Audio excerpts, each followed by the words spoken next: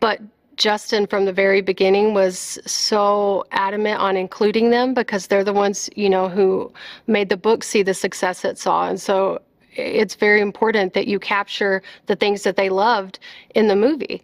And they involved, had a contest and involved several readers in getting to be there for the script reading, and they were very open and receptive to their feedback. I know that their feedback actually changed some of the things in the script for the better, and I just thought that was brilliant. Who better to tell you how the script is and what they want to see in the book than the readers themselves who've been there from the very beginning.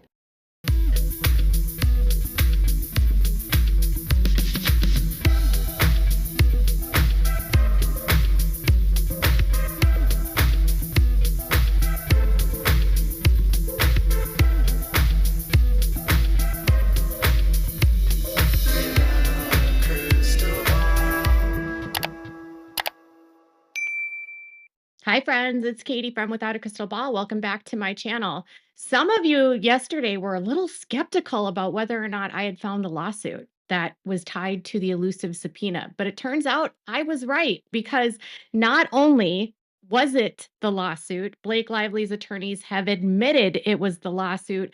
Brian Friedman has gone on record and said he knew nothing about this lawsuit.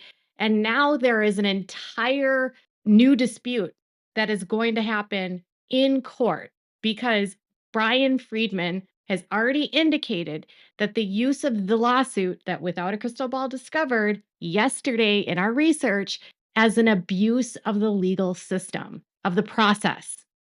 This could mean very bad news for Blake Lively. And the lawsuit was filed in New York Supreme Court in their civil division. The lawsuit was filed by a company that is owned by Blake Lively. It's called Van Zandt Inc.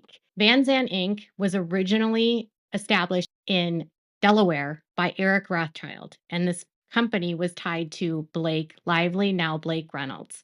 The company has gone through several different iterations, and there was a branch in California as well as another one that she opened in New York in 2019. According to the records obtained from the various secretaries of state, there's been multiple addresses used for this company. The address referenced in the lawsuit filed against the anonymous Jane Does, where they issued the subpoena, is connected to the California Secretary of State records.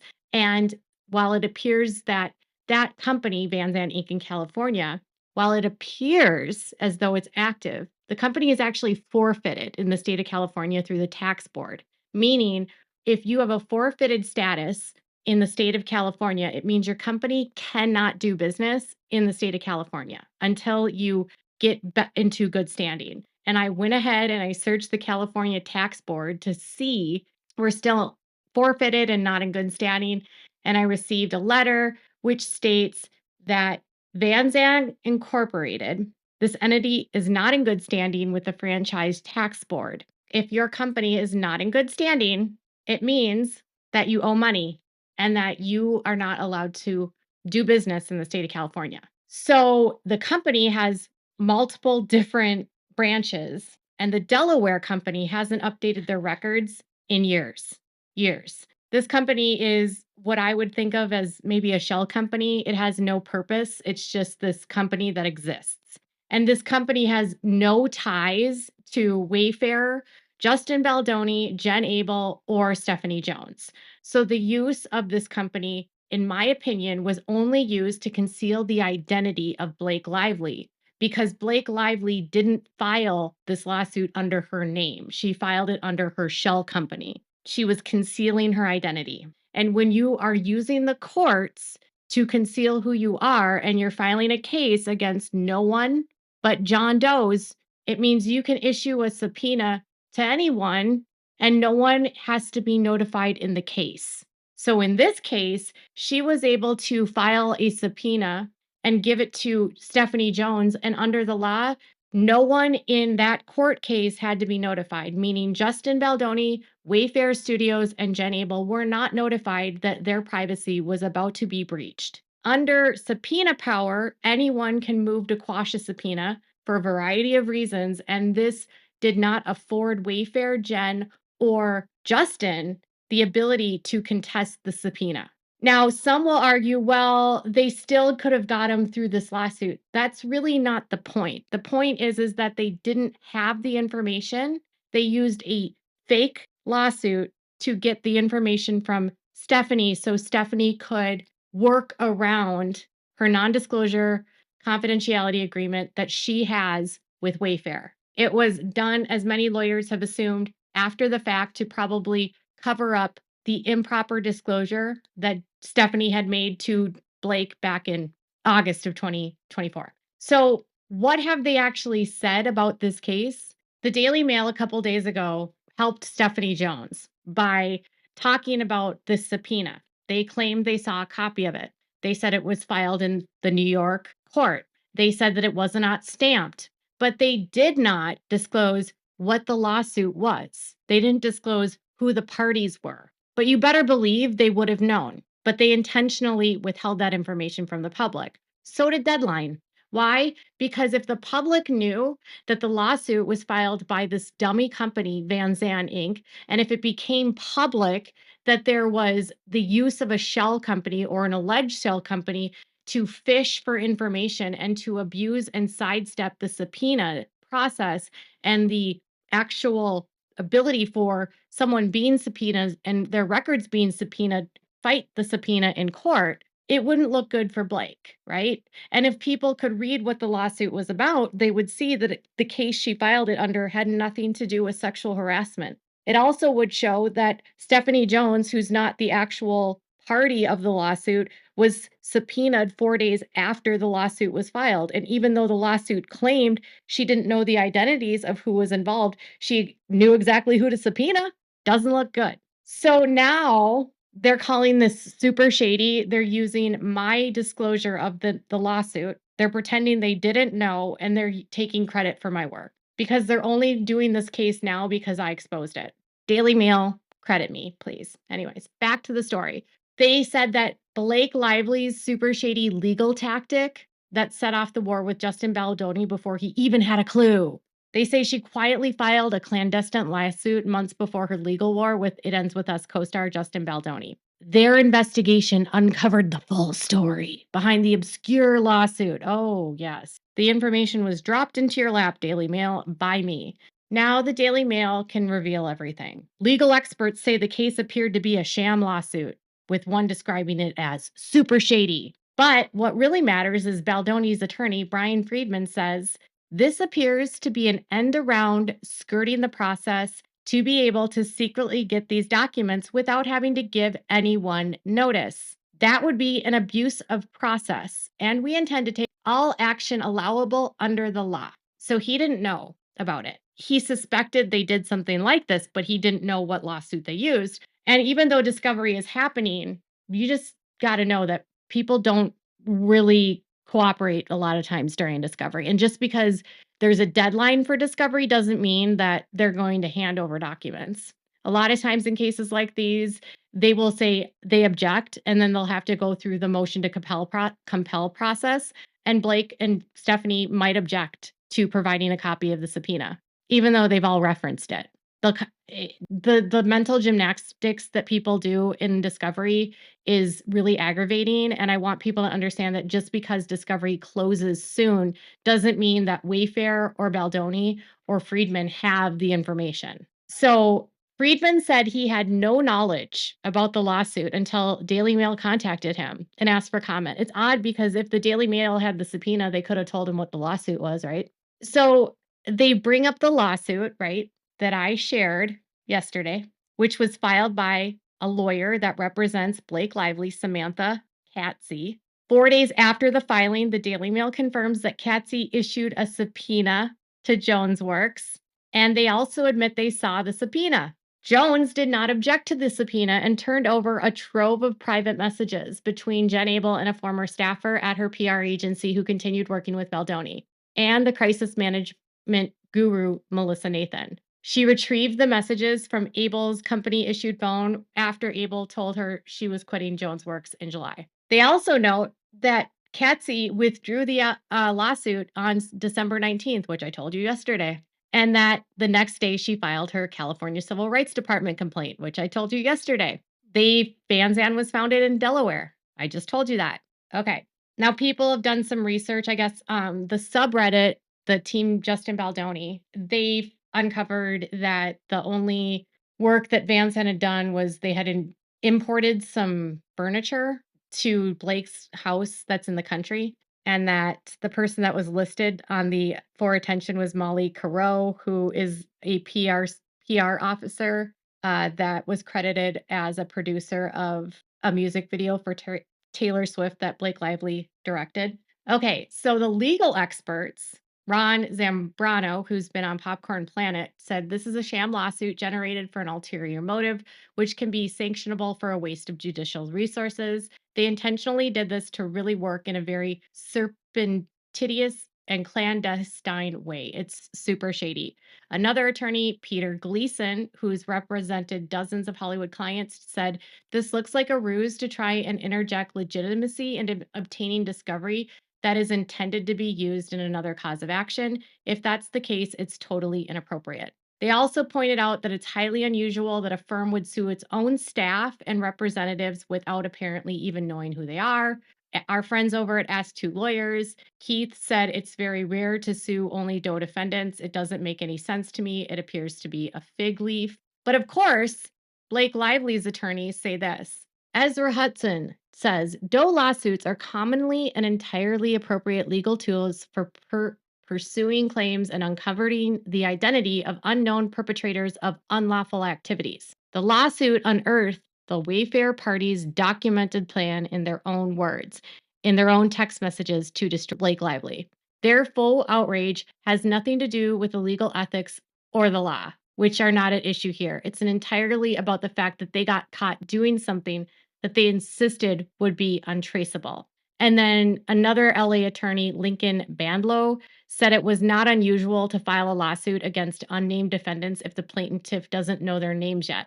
For example, in a defamation case against social media users. All she did was use Van Zandt to avoid attracting media attention. If they're trying to stay under the radar, it's not surprising.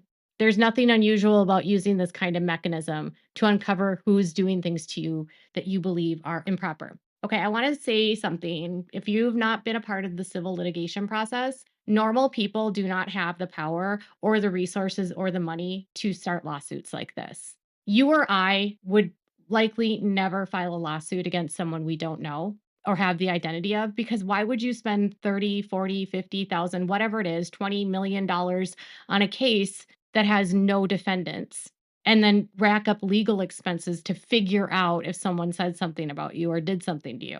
This is a tool that's being used by someone that's incredibly wealthy to obtain information where she knew exactly who she was going for. So my issue here is that she's using Doe defendants not because she doesn't know the identity. She clearly knew exactly who she was going for because 4 days later she went to Stephanie Jones. How else would she have known to go to Stephanie Jones if she didn't know who was involved? That's just a lot of gaslighting to try to act like what this was legal and ethical. Lawsuits like this are not ethical. They're actually sanctionable. And if you're filing a lawsuit like this to get access to information that you otherwise wouldn't be allowed to get, it is an abusive process. So Baldoni's lawyers referenced that they would be seeking all legal remedies, including abuse of process.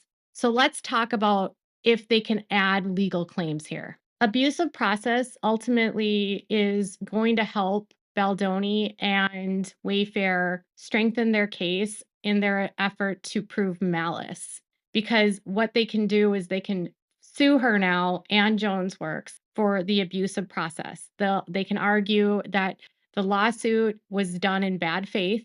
It was done for the sole purpose of obtaining information that was not connected whatsoever to the lawsuit, that they had no claims to receive, that because it was done in bad faith, because the information obtained, she knew where she was going when she filed the lawsuit. She filed it against no one, claiming that she didn't know the identities. And yet 4 days later, she sends the subpoena to Stephanie Jones. So she knew where she was going with this. And then they admitted that this was how they uncovered the text messages from Jones. Okay. So if they get the messages from Jones this way, they had to know where they were going. And if they don't sue someone, they can avoid the legal process of notification for subpoena. So they can use this as a bad faith argument. So it's usually required that a person who brings a claim for abuse of process will have to plead and prove that injury or damages resulted from the irregularity of the process. So in this case, what they could say is she used these in order to defame me with false allegations of sexual harassment, and she used this in order to cure Stephanie Jones's illegal release of confidential information that she gave to them before she had the subpoena, right? Stephanie could only give information over if she had a subpoena. That was in their agreement. And she gave it to them in August. And then in October, she gets a subpoena. So they're trying to like cure that improper disclosure, right? And they're trying to help Stephanie avoid getting a breach of contract lawsuit. They're interfering in Stephanie's contract between Stephanie and Wayfair. And it says persons using a legal process with malice in order to attain a personal purpose, not similar to what the crux of the litigation, are liable for intentional tort of abusive process. Any person who procures unnecessary and improper initiation of process by a third party will also be liable for damages for abusive process. If a non litigant who actively participated in a civil proceeding that results in the improper initiation of the proceeding, he or she can be liable for damages for abusive process. So Stephanie Jones was not named, right? But she's a non litigant and she actively participated in this procedure. So she can also get abusive process as well, is basically what this law firm is saying. So it adds legal liability, or it could add legal liability to Blake Lively and to Stephanie Jones, but it also creates another problem for her attorneys. Because if Wayfair wanted to, they could also file a motion to have her attorneys disqualified. And they can argue that the attorneys participated in the abuse of process, which would be considered an ethical violation and misconduct. And they can argue that it undermined the integrity of the judicial process. And abuse of process occurs when an attorney uses a legitimate legal procedure for an improper or illegitimate purpose, often to harass, intimidate, or gain an unfair advantage. Here's the thing. If they don't notify Baldoni and Abel about the subpoena, no one can contest them getting that information, okay? When they tried to get a ton of information from Baldoni and all of the parties through their really broad, subpoenas that they issued from the phone records and from all the different phone carriers, and they wanted like 2.5 years of this, and they wanted all the documents and all the texts.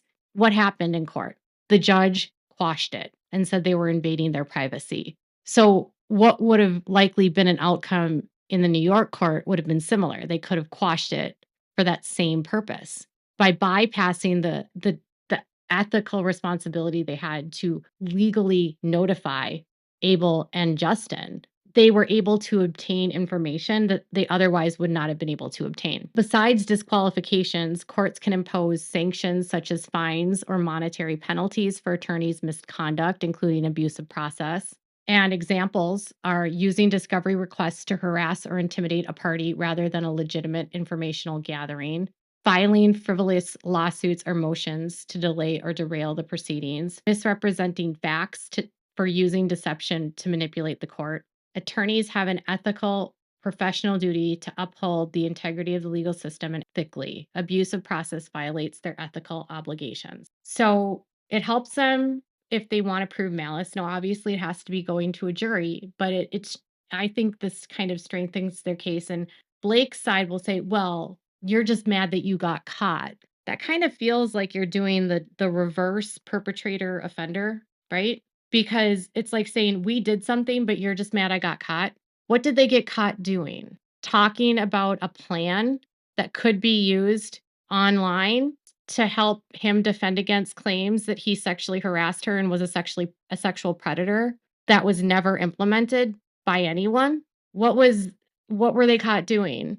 Because Blake gave the New York Times a sentence of a actual text message, but the omitted portions show that they weren't doing what she claimed they were doing. And sure, some of the things that they said weren't great. I mean, it's not nice to say you're going to bury anyone, right? But let's just say here, just because someone says, I want to feel like I can bury her, that doesn't necessarily mean that's what happened. It could have just meant that he was very emotional when this was happening and going on, and he was very frustrated. I mean, I feel like I would be too if I had to deal with Blake Lively. You have to look at communications in their entire context, in their entire totality. You have to be able to see everything to actually prove intent and to prove what happened. And in this case, if they had that, if they knew that, they would have been able to show that in their complaint. And her smear campaign thus far has falsely accused content creators of working with Baldoni when they haven't been, content creators going on record with the New York Times and saying, I wasn't involved in this. She's been accusing Baldoni's side of leaking information. In fact, people were on Reddit suggesting that maybe I got this leaked to me from Friedman, and that's not true. I found this myself. Blake doesn't want to believe that there's just people online that don't like her, and Baldoni had nothing to do with that. Is it right that people don't like her? I don't know. Is it wrong that people got mad at her during the promotion? I don't know. I don't think so. I mean, did she talk about domestic violence in promotional interviews? A little bit, but not really. Not to the extent that people wanted. I think people were the most offended with her self-promotion and repeatedly saying it's not a film about domestic violence. It sucks when the tides turn. It sucks when you get quote unquote canceled, but nothing on the internet is forever. And everyone has an opportunity to rebrand themselves and to come back. But what she's doing here doesn't help. And it's just making things worse because we're seeing the tactics she's employing to get information that she shouldn't be getting.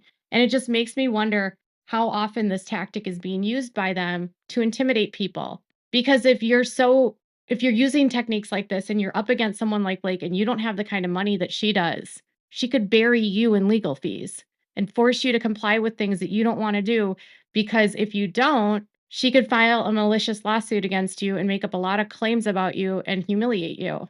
So what are you going to do? Apparently, you're going to do what she wants at her benefit, not at yours. That's my opinion. I think there's a lot of people online that are just looking for the information and trying to figure out what's going on. And because some sides are not being as open in what they have, it's forcing people to fill in those blanks. And the Daily Mail is now trying to take credit for my work and clean up their own cover up that they did for Stephanie Jones. Just remember that a lot of these outlets are getting fed information by PR teams, and they are working for whoever they get the information for at the time. So, what are your thoughts about this? Let me know. Do you think they will add new claims in their lawsuits? Do you think they could get disqualified? Do you think someone from Baldoni's side might file a complaint with the bar? Could they possibly be disbarred? Will they face sanctions? Tell me in the comments below. Make sure to give this video a thumbs up. Make sure to subscribe to my channel if you haven't subscribed, and click the bell so you never miss a video. Thanks so much for watching. Bye, guys.